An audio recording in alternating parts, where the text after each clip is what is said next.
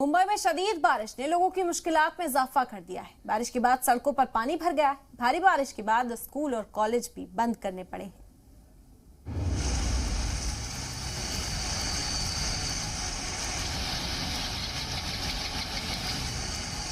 Monsoon, भारी बारिश और जल जमाव।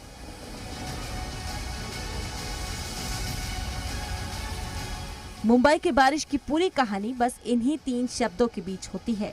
मुंबई के आसमान पर काले बादलों के छाते ही लोग राहत की सांस लेते हैं कि चलो 3 महीने की शदीद गर्मी से राहत मिली। मगर बारिश की 1-2 लहरों के बाद ये राहत लोगों के लिए आफत का एहसास दिलाने लगती है।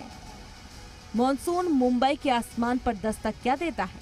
पानी का सैलाब शहर की सड़कों पर बहने लगता है। बीते 24 घंटे की बारिश के बाद शहर की गलियों की हालत कुछ ऐसी हो गई है। कुल्ला के नेहरू नगर का ही हाल देखिए। बारिश का पानी जैसे अब आगे बढ़ने को ही तैयार नहीं। स्कूल से लेकर अपार्टमेंट्स की गलियों तक बारिश का पानी पहुंच गया है। ऐसा लग रहा है जैसे इन घरों को बनाने वाले बारिश का पानी निकालने का रास्ता देना ही भूल गए।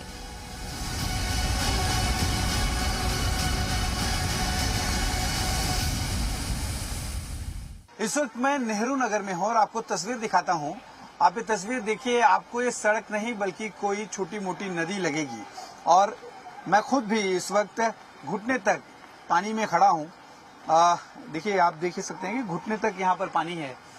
ये स्थिति हर साल नेहरू नगर के इस पंत वालावलकर मार्ग की होती है और ये जो स्कूल है सामने, यहाँ पर कुछ देर पहले ही बच्चों को छुट्टी दे दी गई है और वजह है ये तस्वीरें। कहते हैं तस्वीरें बोलती हैं और ये तस्वीरें बोल रही हैं कि स्कूल में पानी बहुत ज्यादा भर चुका है। स्कूल के कमरे तक पानी जाने की वजह से ही स्कूल के बच्चों को छुट्टी दे दी गई। नवी मुंबई में तो बारिश का पानी लोगों के घरों तक पहुंच गया है। यहाँ पास एयरपोर्ट बनाने का काम चल रहा है, जिससे बारिश का पानी इस गांव के लिए मुसीबत बन गया।